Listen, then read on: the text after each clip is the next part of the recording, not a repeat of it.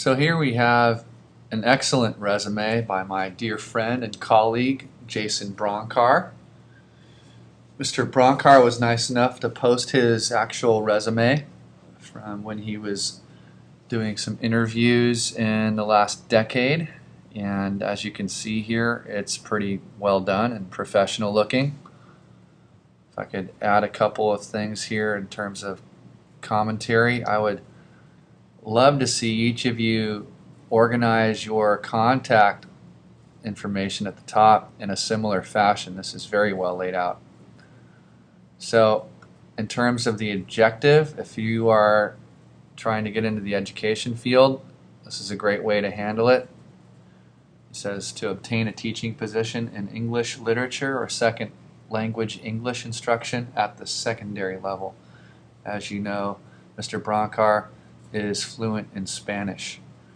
So looking down here, he has used all the correct tenses of his opening words. You got past active tense in each of those, and it's very well developed in terms of the types of job responsibilities and accomplishments that he has in his work experience.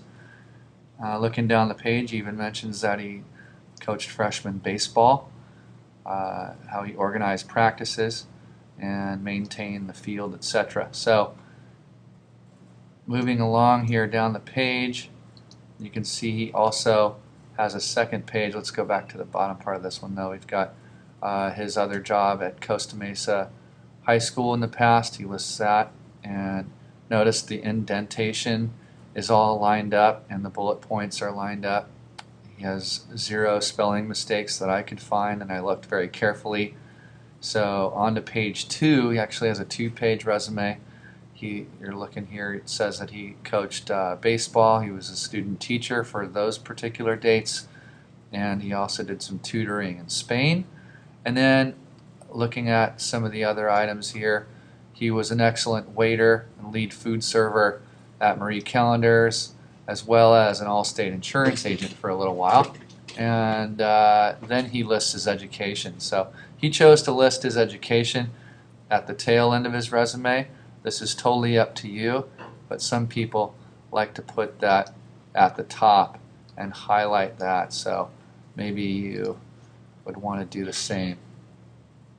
So consider moving this, if it's a highlight for you, up to the top of page 1 and highlight that for yourself. Here he lists his references, and I'd caution against this, and especially on an entry-level resume. The only thing you want to put down is references available upon request. So don't do it if you don't have anybody specific in mind. Most recruiters frown upon it. They will ask you for your references anyway. It's part of the application process. So use this as a really good example on what to do. And then good luck writing your rough draft resumes.